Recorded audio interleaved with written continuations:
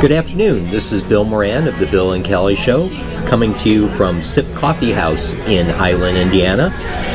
We are a show that highlights everyday people, events, and news from around the Chicagoland area and beyond. Today we have some interesting guests with us from the Mental Health America of Lake County. We have Kimberly Smith, who is the Vice President of Operations, and then Victor A. Garcia, who is the Vice President of Strategic Partnership. Welcome to our show. Well, thanks for having us. And just a side note for those of you who are going to be tuning in, Kelly is having such a terrible time in Europe. If you follow her on Facebook, the palm trees and so on. In fact, I really think it's a form of abuse that she's sending me these pictures while I'm here in Midwest. But she's having a great time, and we hope she gets back to us soon. So anyway, we welcome you to the show, and what we'd like to find out first of all is what is MHA of Lake County, and what services does it provide? Sure. So I'm really glad that you asked that question, because earlier this year, we changed our name. So we are now Mental Health America of Northwest Indiana. And we did that primarily so that we could focus on other communities in the Northwest Indiana region, provide our programming not just in Lake County, but also focus in other counties that could benefit from the programs and services we provide. Now, I will say we're a fairly new nonprofit. We were founded in 1957.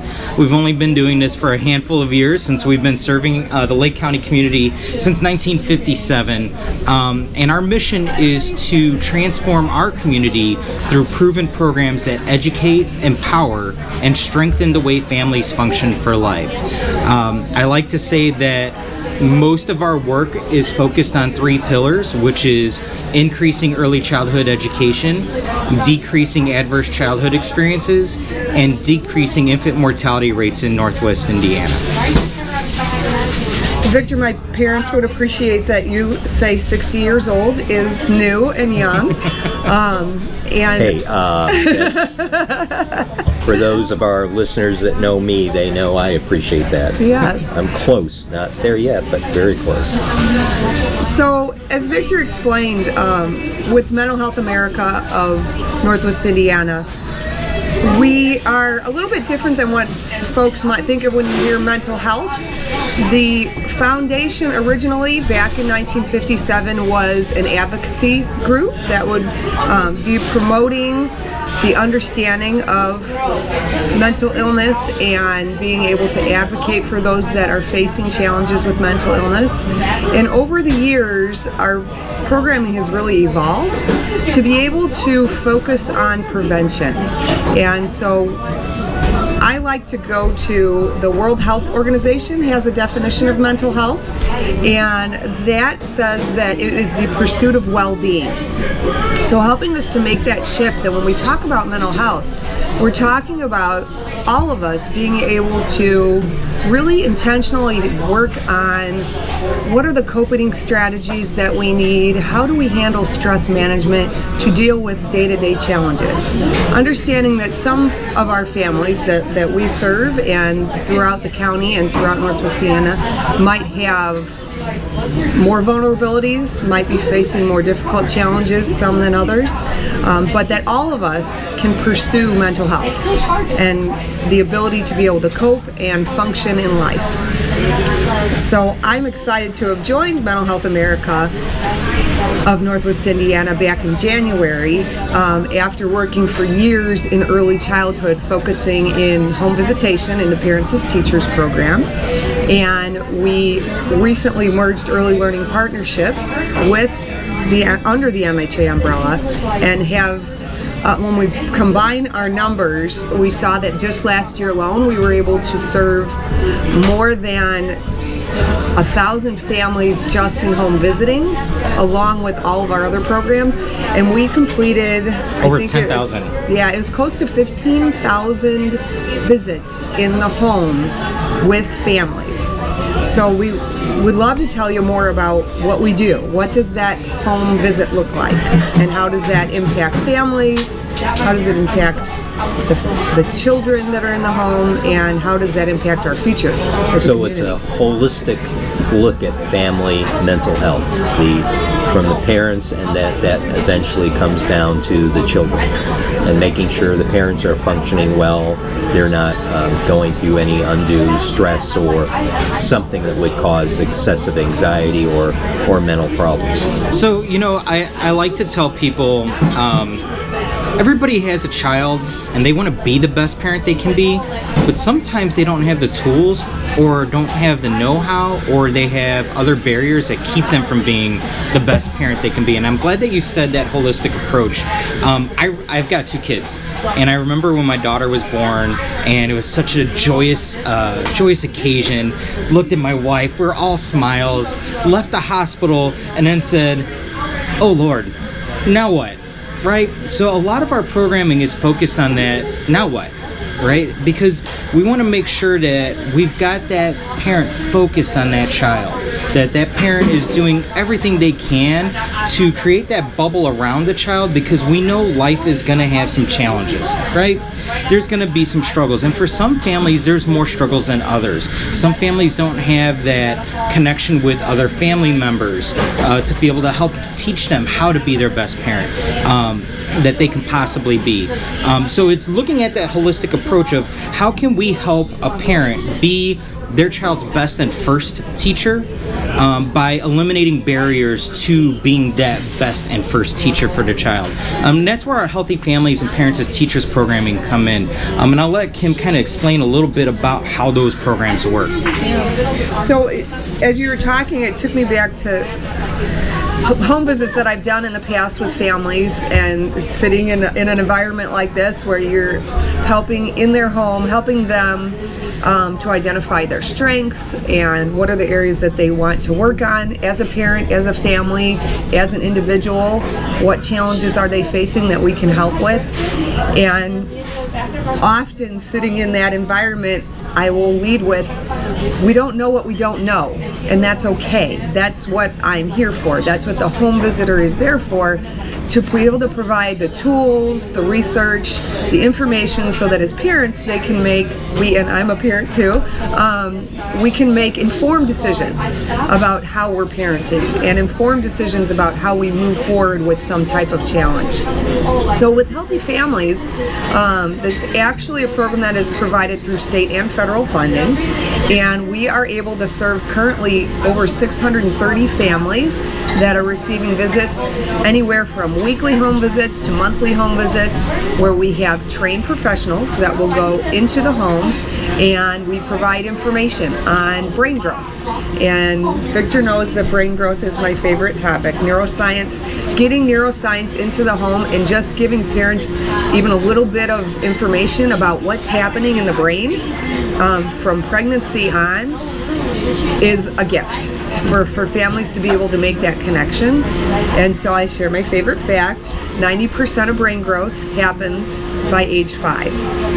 So if we can help a family during pregnancy, where the brain stem is starting to grow as early as a couple of weeks, to when that child is born and that parent has the opportunity to make those immediate connections around attachment, we can change stories in the county. We can change stories in our region. So you go in and actually educate parents on their development of their children, mental and physical development, and I'm sure that diets affect that, and their environment around as they grow up. So kind of describe that process, I guess. When you do the home visit, how does that break down afterwards? Do you then suggest workshops, or do you provide that education to the parents? So Kim will be able to give you a much better picture of what it looks like in a home visit.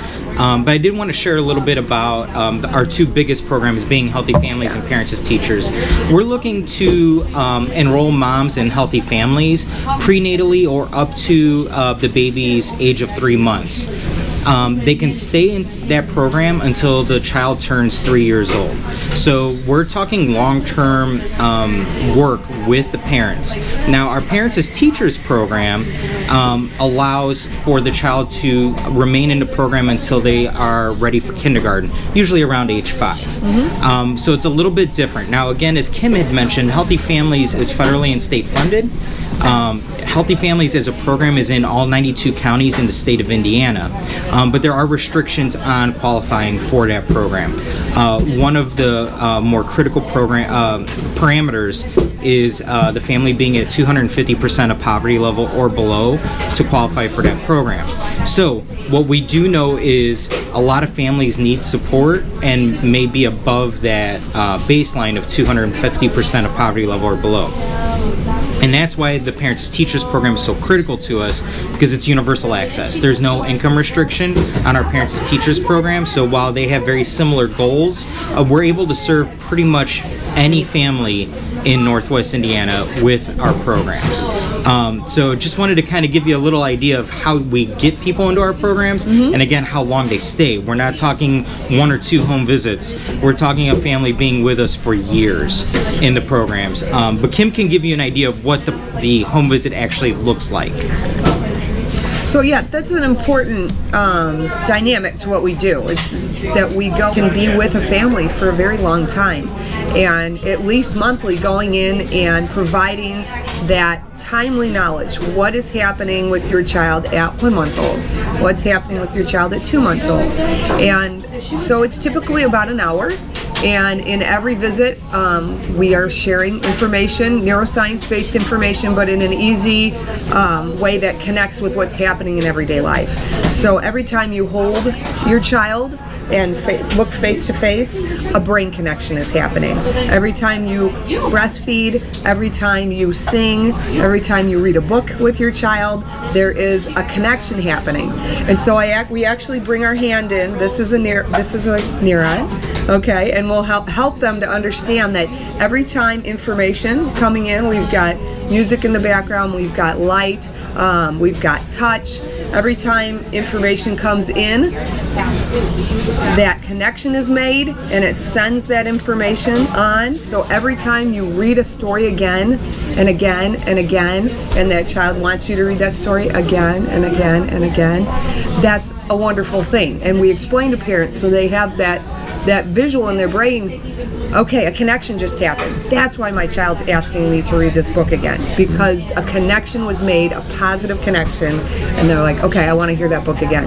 That's why the child will climb up on this couch 500 times, because a connection was made and they're trying to form a pathway in their brain to make that permanent. The ability to climb up on a couch, the ability to walk around this table. So when parents get that and they start to understand their child's behavior and the rationale behind why are they throwing them in mashed potatoes, it's because they're trying to see what happens, cause and effect, then we respond differently as parents. When we understand a little bit about the neuroscience, about what does typical development for a 2-year-old look like, why are they doing this when we go to the grocery store? Why are they throwing a temper tantrum? Why are they terrible? Yeah, why are they in the terrible twos? What's happening? So we can help with all of those questions that every parent has and put some science behind it, so then we respond different. As a parent, you respond differently because you go, oh, okay, I remember my home visitor said this was going to happen. You know, it's interesting. I just became a grandfather a little while ago. Congratulations. And now it's kind of interesting because now I have a different view of being a parent as I watch my children raise their children. And I got into this interesting conversation about reading, you know, and because actually, you know, it's almost like a peer pressure in their neighborhood right now. Someone down the street is saying, oh, we spend 2 hours a day reading, and it's kind of like making my, oh gosh, I hope she's not listening, but it's making my daughter feel kind of guilty that she's not spending that time.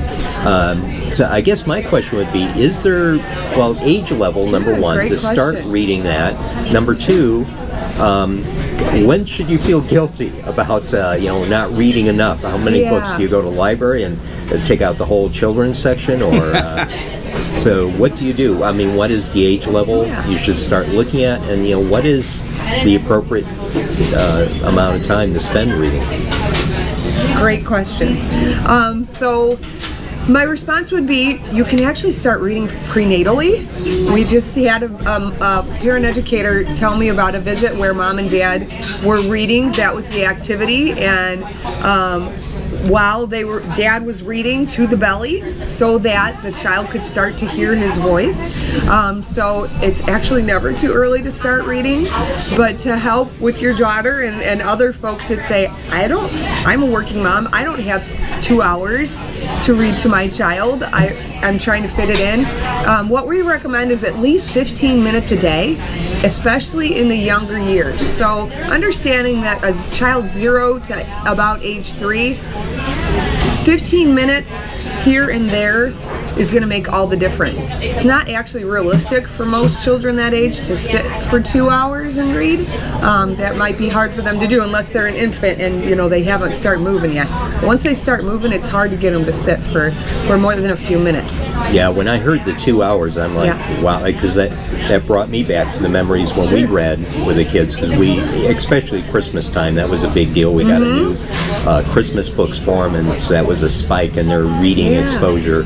And but before that, I do remember in fact, when we moved finally, and I had to put some stuff in storage, we had 10 boxes of books, and they still remember them. Some of them have them. So, well, that's actually good to know. And I know my dad said that he did talk to my mom's belly, but it was more or less to sing "Bear Down" and that's all right. So good man. That makes an impact. The baby. Oh, I'm glad you're on that. Yes, we were both raised that's what you do. You bear down. That's right. So Chicago Bears. Yes, well, so as a season ticket holder, I really am happy to hear that.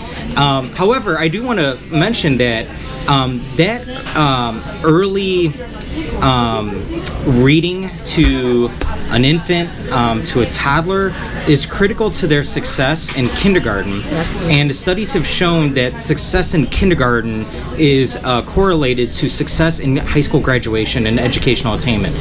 So everything is built on this, and that's why the work we do is really looking at creating transformational and generational change, because we're trying to teach parents that maybe the way you were raised was great, bad, indifferent, it doesn't matter. We're going to teach you the evidence-based scientific reasons on why you should be doing these things so that your child is best prepared for success in their life.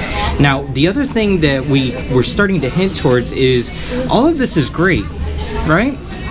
We all want to do these things. But what happens if NIPSCO's about to be shut off? You're about to be evicted. You don't have a job. You don't have food on the table. Are you going to be really focused on 2 hours of reading if you don't know when you're going to have your next meal? Probably not. So a lot of our home visitors are also focused on case management as well, because we know if we can help them eliminate some of those barriers, they're more likely then to be focused on maybe not 2 hours of reading, right? But maybe getting to that 15, 20, 30 minutes of reading every day. So there's a lot to our home visiting programs that aren't just the parent-child interaction. It's also that case management. Again, it's holistic, more like a social worker type, correct, in guarding that family unit to make sure that what goes on within it is functional and is highly effective. Bill, do you need a job? Because you can pretty much do what I'm doing every day. You've got it right on. You hit it right on the head. Well, it comes from being a parent of twins, which that is a. I don't even want to begin to tell you what time. It's like a tag team match in a ring, literally. And, being beautiful children, 3 beautiful children, and I have 3 beautiful grandchildren, so it's, but yeah, we always wondered, because back in our era, we always wondered, are we doing the right thing? Because we had the Dr. Spock books and all those things, but, no one is really sure, are we spending enough time? And then when you're in the midst of it, like I said, it's kind of interesting watching my grandchildren and my children interact, because it's a different view of what I did when when I was a father, and so it definitely is interesting. And now one question I do have to ask, and I know this may be off a little bit from what you do, but discussion about when a child should go to preschool, how soon, and that type of thing. And I guess it would be appropriate, because is that some consultation you do with the parent and Absolutely. advise them, because that is still optional, and the state of Indiana is pushing very hard to provide. Well, they have provided funding for pre-K. Now we'll have to see where that goes. Some districts have instituted that, some have not. So what are your feelings? Is that a good thing, and what age? Absolutely, it's a good thing. The research shows that if you have home visitation, like the programs we're providing, Healthy Families and Parents as Teachers, and you combine that with 2 years of preschool, those are the children that you see the needle move the most. You see them really progress. You see them entering kindergarten ready to learn, emotionally well, and you can really see the difference. And so we definitely talk to families and counsel families on making sure that they're choosing preschool programs that are quality. There's something we call Paths to Quality, where you can understand if your child care provider or your preschool is participating in the Paths to Quality endorsement, which means that they have 4 levels, and if they are a level 1, they've met certain requirements, on up to a level 4, where they are meeting all the requirements that would be suggested by the experts, by best practice standards. And that you can Google that. That is easily, the state of Indiana runs that particular program, but and I don't know the website, but you can Google what level your provider is at for preschool. But yeah, that's critical. It helps to understand, am I sending my child to a school that is quality and that is providing the appropriate information, the appropriate activities to be able to prepare them for school. So another thing that we've done at MHA of Northwest Indiana is we have a program called Ready to Soar. So it kind of speaks to what your question was about. And Ready to Soar is a screening process where we work with preschoolers that are about to enter into kindergarten. We screen them for any potential delays they might have social-emotionally, academically, a variety of different screenings that are all evidence-based screenings. And then what we're able to do is we're able to identify if there is a delay or a concern.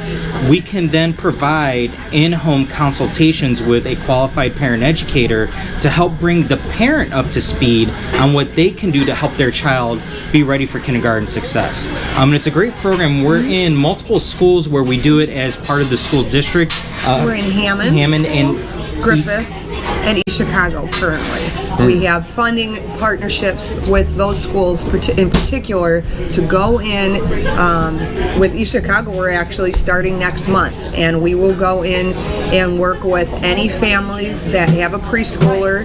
We will provide the screening assessment and then share those results with their preschool program, but also with the parents to say, okay, here's their strengths, here's where they're doing really good, here are some areas that we think you might want to work on, and then we can provide them activities, because like I said, parents don't know what they don't know, and kindergarten looks very different than it did when any of us went to kindergarten, and it was a half a day, and you had a snack, and then you sang a song, and then you took a nap, and then I just remembered my mat, your sleeping mat, right? Yeah, wanting to get up and do something, but I had to. You had to take a nap. I had to take a nap.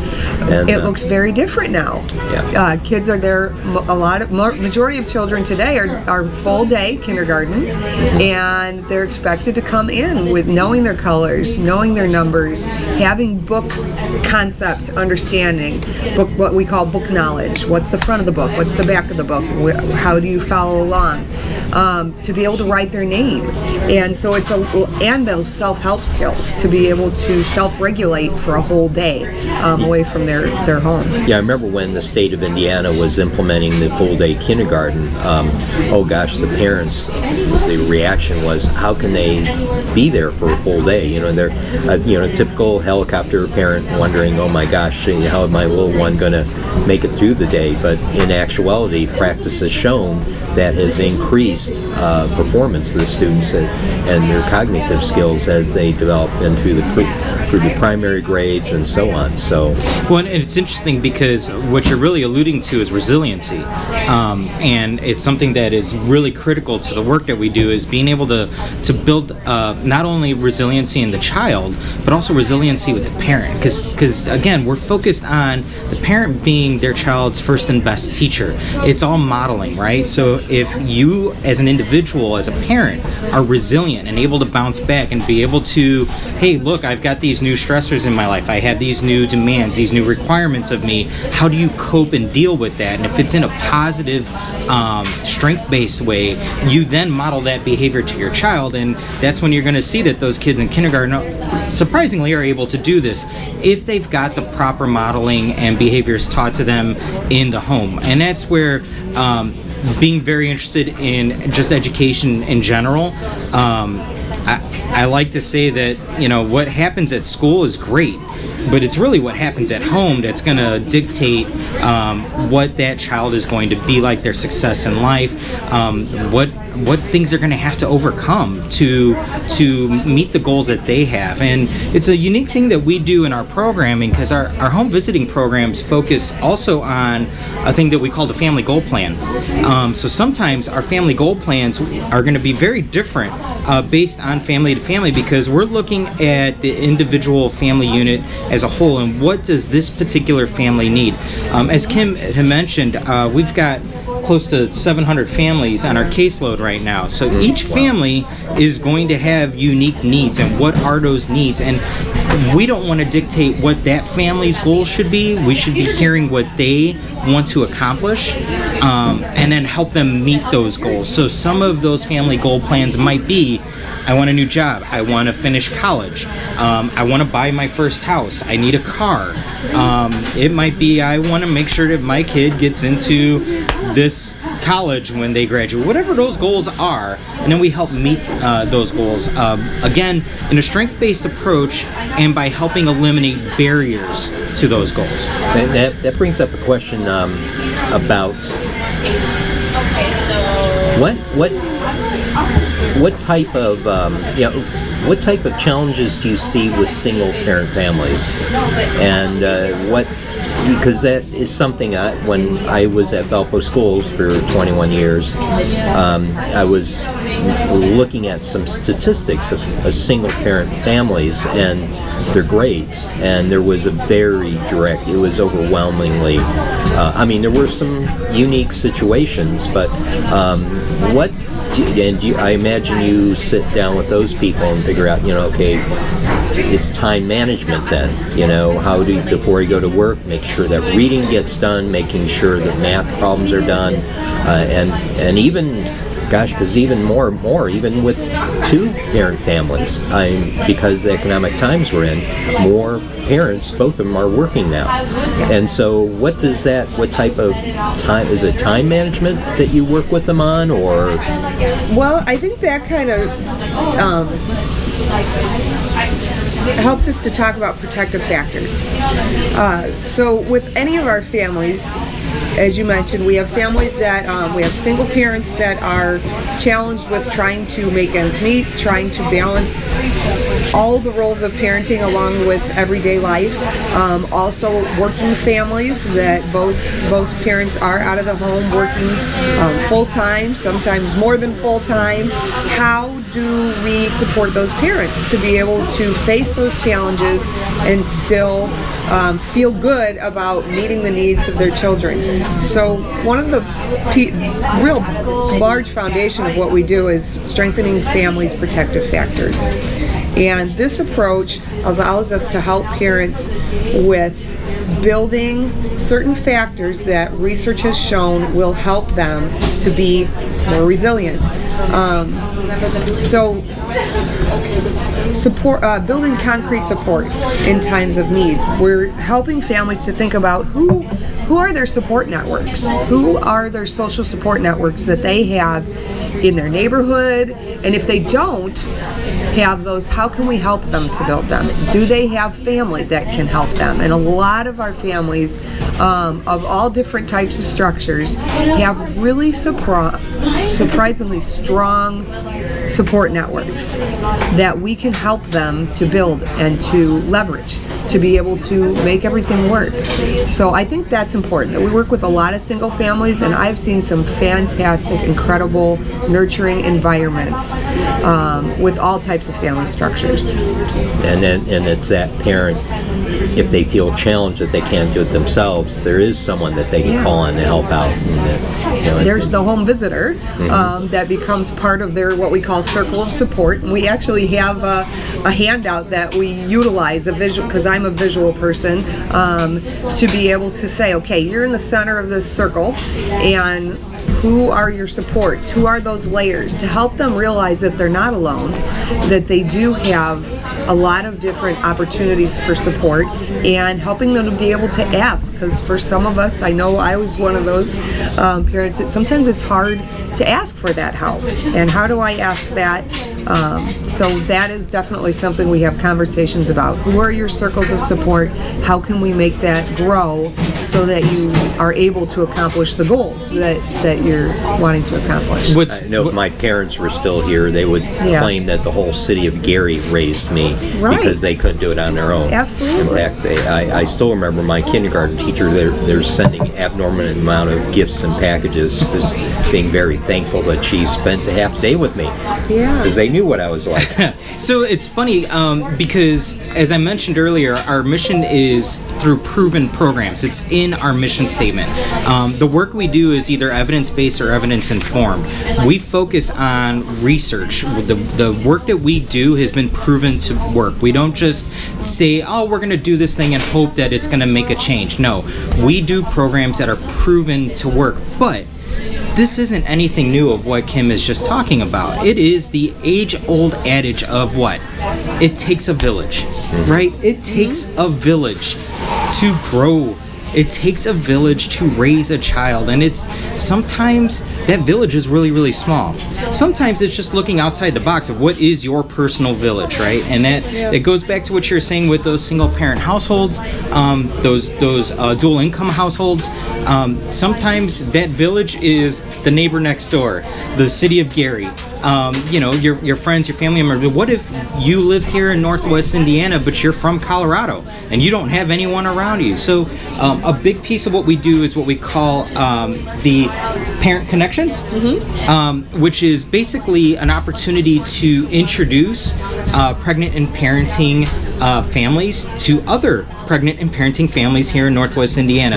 And we do research-based activities in a group setting, and it's more to also build that social connection, so that you've got someone else that you can talk to that you've met, so that if you're not from the area and you don't have that connection, we can kind of help you navigate that. And it's very informal. The groups are, again, because we focus primarily on pregnancy to age 5, the activities are more geared towards early childhood, but it allows parents to come together with other parents that might be facing some of the same challenges and start to build that network, and just sit down and say, oh, I'm having the same problem. My child won't sleep, or I need to get to the dentist. Who's the dentist that you use for your child? And so we provide those groups every month in Griffith. We have a location in Griffith and also in Hammond, both based at school systems, so that we're also helping young parents to start to make that connection to school as another circle of support. And so we invite families to be able to come to these group connections. We also just this past month had our first public screening event that we were able to hold, and we're going to quarterly start holding events that are open to the public at no charge to be able to bring in your child prenatal to age 5 and be able to utilize some of our screening, where a trained professional does the screening and then starts to provide feedback to the parent. So is it like a screening for cognitive skills Yeah. at that point in time? Yes. What skills they're Yeah. strong in and so on? Yeah, so if you have a 7-month-old and you bring that 7-month-old in, then we would go through what are the milestones that we're looking for a 7-month-old. If you have a 3-year-old and you bring that 3-year-old in, then we would adjust the scale, because like Victor said, everything we use is standardized and research-based. So we would provide that screening, and it looks at motor skills, social emotional skills, cognitive, and language. I was like, what's the other, what I'm missing? Language, of course. We look at where are they at with language, because that's a very common question we get from families. How much should my child be talking at this point? I don't feel like they're talking enough. What should they be saying? How many words should they be putting together? Should they be making the S sound yet? Because they can't make the S sound in snake. So those type of questions we can answer at these public screenings, and then also connect families that come to the public screening with one of our programs. We can fit your family in with one of the programs that's appropriate for them. So I do want to say two things, because since we're here in Highland right now, I do want to mention that we have a very strong partnership with Frank Mervan, our North Township trustee, and the trustee's office. And I do want to thank them for partnering with us. We did our first public screening at Wicker Park. Yeah. So again, just a quick shout out to Mervan and his team. Frank's been a strong partner of our programs for many, many years. And also just a quick reminder that for most of our programming, they're free to the consumer. There are some times where maybe there might be a cost involved, but almost all of our programming is free to the consumer. And we're only able to do that because of the grants that we have either on the federal, state, or local level, or the grassroots fundraising that we've done through programs like our donor recognition event or our Wing and Roll event coming up on December 11th at Patrician. So it's through the generosity of local partners, local companies, individual donors that support the programs that we have, so that we don't have to charge our consumers for the programs that we provide. So is this a non-for-profit? We are a 501c3 nonprofit. Okay, so if any organization wants to donate, then this is a tax incentive for them, and not that would be the purpose to do it, Nat, Right. but I mean that is a benefit. Right. And so do you have fundraisers as well, or? We do. So we have annual corporate sponsorships, so that large corporations can invest in our programming. We have individual giving in an annual giving campaign, and we do, again, that grassroots fundraising through events like our spring donor recognition event and our upcoming Wing and Roll event. Thanks for bringing that up. Quick plug, because we're a nonprofit, so we've got to sell ourselves, right? Our Wing and Roll event is on December 11th at the Patrician, and it's really cool. What we do is we bring between 10 and 15 local chefs. They make different versions of their best chicken wing. Our guests get to taste them and vote on their favorite one, all while a live band is playing 80s and 90s rock covers. We'll have a silent auction there, and it's just an opportunity to have a really good time, get exposed to our mission. It's very low-key, a come-as-you-are event. It's on a Tuesday, so most of our attendees are coming straight from work. So we've got people in suits, and we've got people in scrubs, and we've got people in jeans. It's just come as you are, have a good time, taste some great wings, be exposed to some of the local restaurants that you may or may not be aware of that have some really great wings out there. And it's a lot of fun. Now, our donor recognition event really focuses on acknowledging those corporations and individuals that have invested in our programs in a meaningful level. We do a small silent auction at that event, but that's more of a traditional event where we have a plated dinner. We have a little bit more of a thought-provoking program in that, where we expose the individuals at that particular event a little deeper into what our programming is and how their investments have impacted Northwest Indiana families. And that So event will be in the spring. Yeah. Now, so do you have any type of events just for information dissemination? Do you here at schools or something just for parents to come and find out what you're all about? Yeah, so A tremendous amount of outreach. we are A couple ways. One is we are at every birthing hospital almost every single day. So if you've had a baby, you've more than likely talked to one of our staff members. And I do want to mention that we are a local, small nonprofit, but there's 80 staff. So we have a lot of people employed by the organization, and that doesn't include some of our contractors or volunteers. So we do outreach through talking to every mom that's recently had a baby. We also are at probably 2 to 3 vendor events a week.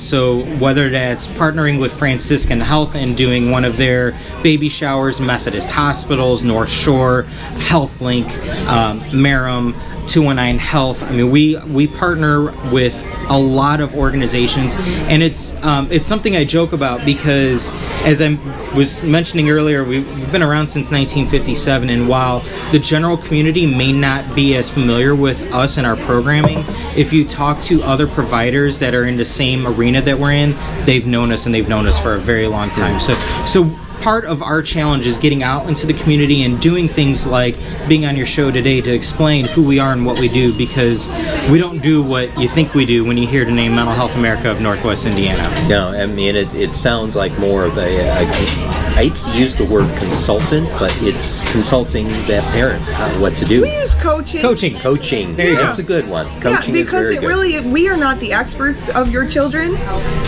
We coach you. And I played sports, so I understand that relationship. That we're coming in, we're providing some skills, some tools, some drills, and then it's up to the parent how they practice that, how they take the information, but we're there to encourage them, to help them brainstorm, to reflect on, okay, I did this, that didn't work, maybe try this, or this, and then we come back next month and they say, okay, I did that one worked, thank you. So it is very much a coaching relationship, understanding that parents are the experts of their children. We have the knowledge in research and strategies that we can provide, and that's what makes it a beautiful relationship, because when you come home from the hospital, they don't give you a manual. You can try to Google it, but while you're Googling it, your baby's over here crying, trying to figure out why you're not paying attention to them. So we can come in and we can provide the information, and with the assurance that it comes from a professional, and that it is research-based. We are going to have to close the show here pretty soon. We're running close to the time, but if you will, before we go, tell people how to get in contact with you, and then we'll put this on our Facebook page as well. If you could get me the documentation that we can upload, like your electronic documentation, that'd be great. And but why don't you tell folks how to get a hold of you? Sure. The easiest way is Facebook. So you can just click on that search button on Facebook for Mental Health America of Northwest Indiana, or online at mhanwi.org. Really easy. mhanwi.org. Our phone number is 219-937-7733. And you can reach any of our programs. And we didn't even scratch the surface on our other programs, like reducing infant mortality rates through Infant Safe Sleep, helping moms quit smoking through our Baby and Me tobacco-free program, our 3rd grade program called I'm Somebody Special that's in, over 100 different schools. Seen 700 students this school year alone. So what we've talked about today is just 2 of our programs. We didn't get to our Empowering Teens as Parents program, our Parents Village program, and we can provide that information for you to look up through the show, or if you just go to mhanwi.org, all that information is there as well, and how you can connect. And I can tell you right now, we are always looking for ways that we can impact our community, and sometimes funding's a little tight for us, but we are always saying, look, at the end of the day, we need to do what's right, and we know that our programs can change your life. So reach out, even if we have to put you on a wait list sometimes with a program. We've got a way that we can help you out here and there. This definitely is a wealth of information, and we'd love to have you back and maybe talk about those other programs if you have time. Would love to. With that, we appreciate both you being on our show and giving us a wealth of information today. And again, we'll have this up on our Facebook page and our website. With that, I will wish everyone a safe and healthy week and weekend. Cheers. Thank you so much. Goodbye. Thanks.